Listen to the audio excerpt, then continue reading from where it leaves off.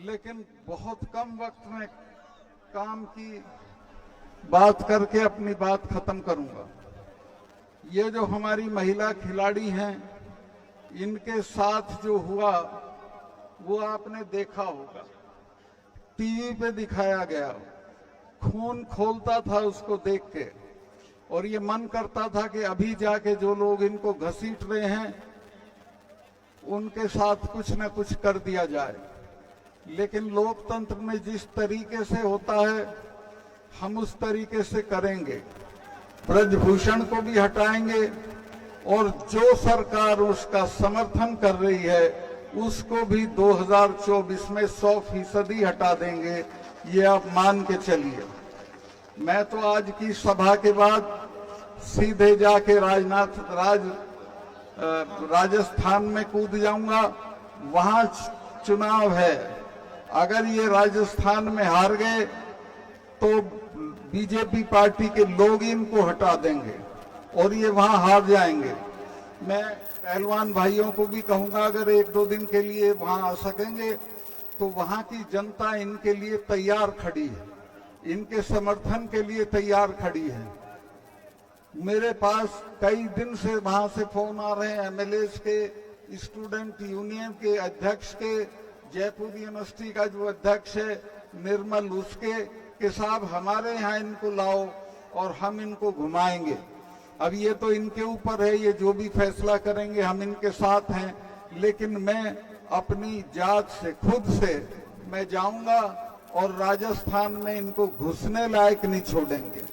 ये चुनाव की तो बात ही छोड़ दें, इनको गांव-गांव घसीटा जाएगा, गांव-गांव इनकी दुर्गति होगी और लोग इनसे अपनी बेटियों का बदला लेंगे। मैं ज्यादा लंबा नहीं करके मैं और जो जरूरी चीज है वो आपको बताना चाहता हूं।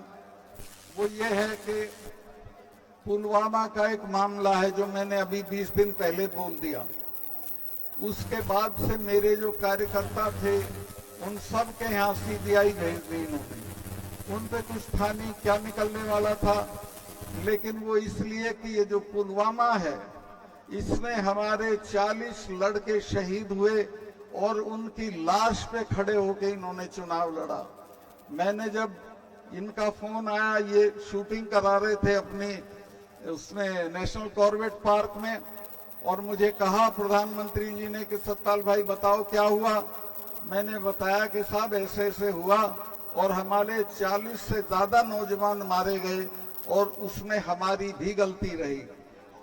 तो इन्होंने पूछा क्या, मैं कहा उन्होंने 5 जहाज मांगे थे, अगर वो 5 जहाज मिल जाते तो इनको सड़क से नहीं चलना पड़ता।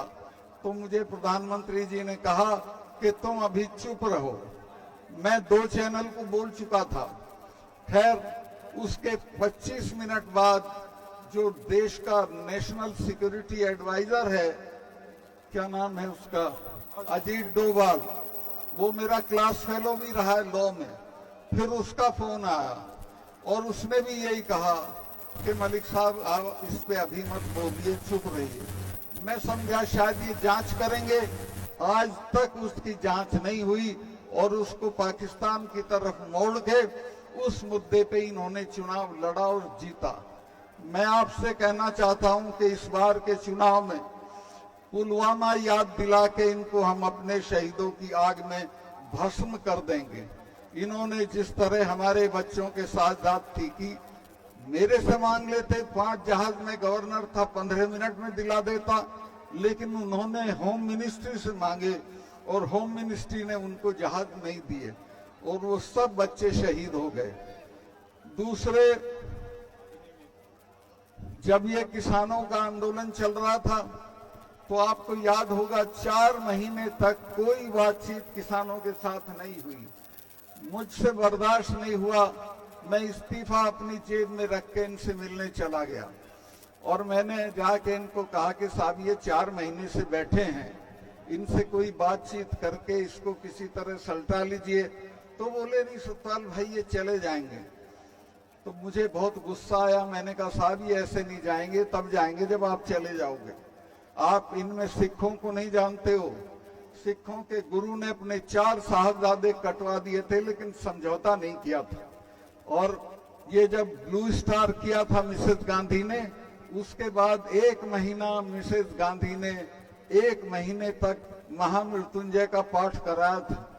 अब नेहरू मेरे दोस्त थे, उन्होंने कहा बुआ आप तो इसमें यकीन नहीं करती थी, तो मिसेस गांधी ने कहा कि नहीं भैया तुम्हें पता नहीं है, जिसने भी इनका स्वर्ण मंदिर छुआ है वो आज जिंदा नहीं है, ये मुझे मारेंगे।